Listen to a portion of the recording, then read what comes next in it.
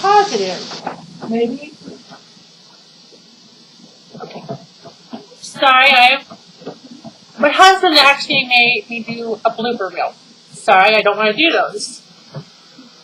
As I was saying before, I had to stop the camera. I saw a clip of Michael Eason, or I like to refer to him as M.E., Michael Eason, where they were doing a daytime fanfare question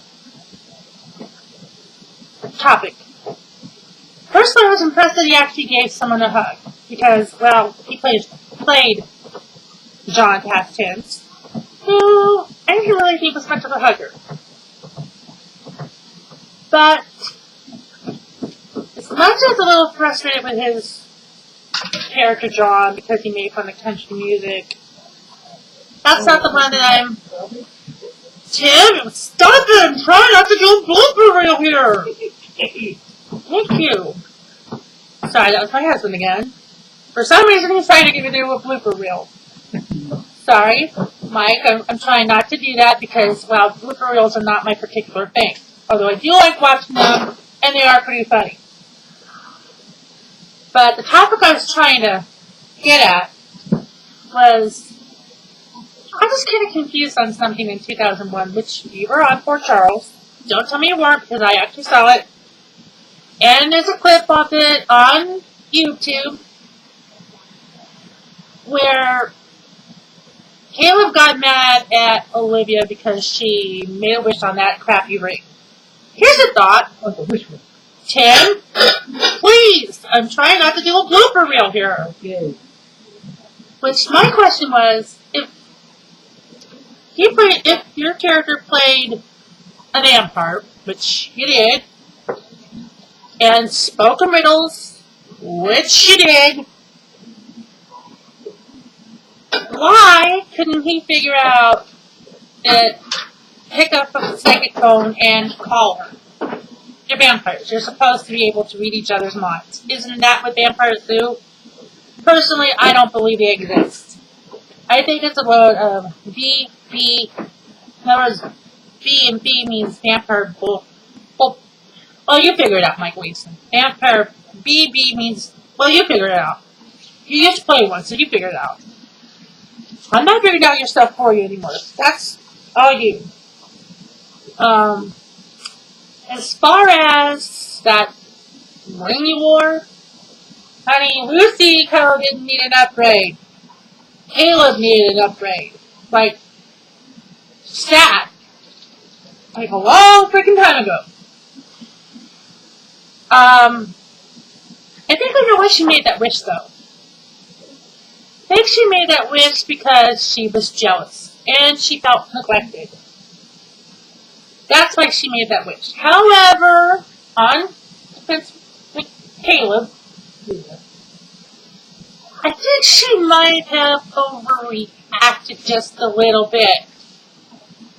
But thanks to her, played by Connie Monica's Olivia, your character, Caleb, came up with songs that are wedged in my brain since 2001.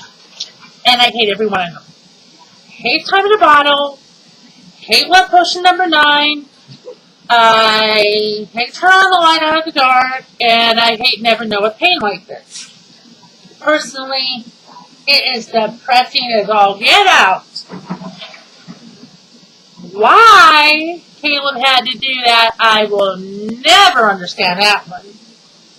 However, I will admit that he is pretty good looking. Not bad in the eyes. But why, Michael, does every character you play have to speak in riddles? Have to talk in a way that goes way over my head? Even though I think you're drop-dead gorgeous, and you're hot, and you're easy on the eyes, and if you were a dinner, I wouldn't mind eating the steak. And I mean meat, not the actual steak that you would steak a vampire with. A steak that you would actually eat. However, you're more Right. I still think your character John needs to go back to Landview so that he can be with his son. So I don't have to see Natalie with Cutter, which makes me want to throw up. Like when you were on Port Charles having sex with Allison, which is still registered in my brain to this very day, and I still got that image in my head. Yeah, Caleb couldn't figure out that rape was his. What is wrong with your characters? Are they that clueless? No. John couldn't figure out that Liam was his. By the way, Michael, this man did. I didn't need a DNA test to figure that one out. All I had to do was look at little baby Liam and look at your character John and Brody, and I knew from the moment I looked at that little baby, it was John's. It was John McBain's, no question at all in my mind. That's another thing I noticed about John. I'm the one that figured out that John McBain was in love with Natalie. Everyone on Landview figured that out. I figured that out. Roxy figured that out. Bo figured that out. Your dead dad, your character's dead dad figured that one out. Seriously, come on, Mike. Your character is a detective. Sorry, was. Past tense, a detective. And he couldn't figure that one out? Come on. If he couldn't figure that one out, then what's the use of having a badge? Or calling yourself a detective? Detect already. Oy! Rex would have been a better cop. Sure. He's not exactly Mr. Danger Boy. That's more your speed. But I do have to admit, I was proud of John for finally figuring out that he belongs with Natalie. But I already figured that out a long time ago. So when your character, before the show left, told Natalie that they belong together, I'm like, yay! Yay! Way to go, McBain! About damn time! I mean, yes! Woo-hoo!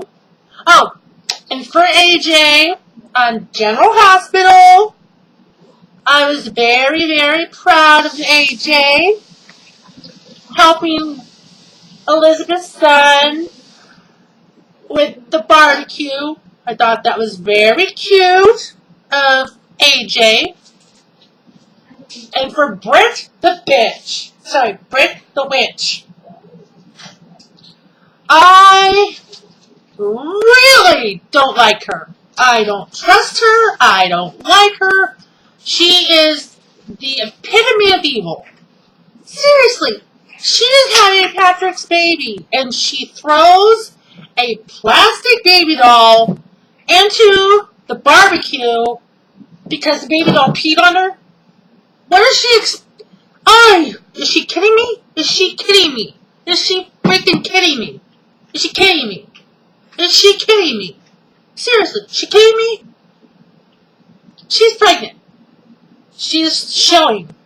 Although I honestly think this is my scenario as to how I think she got pregnant.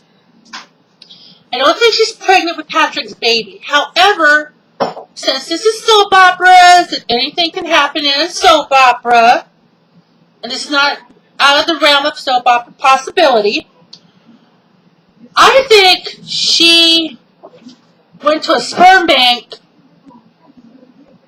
took an applicator or one of those little measuring things that you use, inserted it into the test tube, and got herself pregnant that way. In other words, artificially inseminated herself. That's how I think she got pregnant. It's possible. It's a soap opera. After all, what are you going to do? However, if that is the case, I think she's going to be a lousy mother. She has already proven that she is the worst mother in the history of mothers. She makes Lucy Cole look good.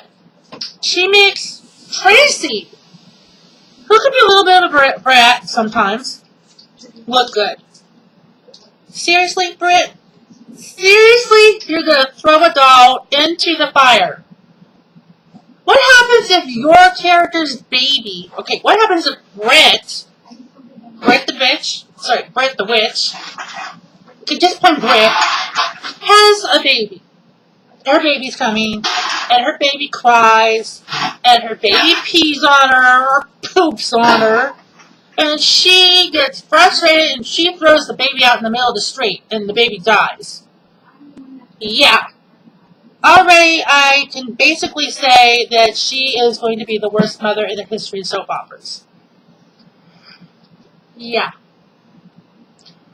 I don't trust her. And that's basically all I got for right now, because my minutes are almost up. So, that's all I got for now. If there's any bloopers on here, forgive me. Even soap operas have bloopers every now and then. So, way to go, AJ! Woohoo! And Luke, this is my last message. You should tell them that you're sick. Seriously, Luke, you should tell them that you're sick. The Helena poisoned you with this polonium-10 junk, whatever it is. And as far as the whole Robin storyline, I really could care less. I mean, Patrick's now with Sabrina, got Britt pregnant. What's the point of bringing Robin up? I mean, seriously, she didn't show up at the AIDS benefit. She didn't show up at all. So what is the point of bringing up Robin? However, for Sabrina, I love that song, You're Not Alone. I easily think it could be a gospel song for church. Just wish I could remember. I just wish I could remember. Sorry, let me rephrase that. I would like to be able to remember all the lines.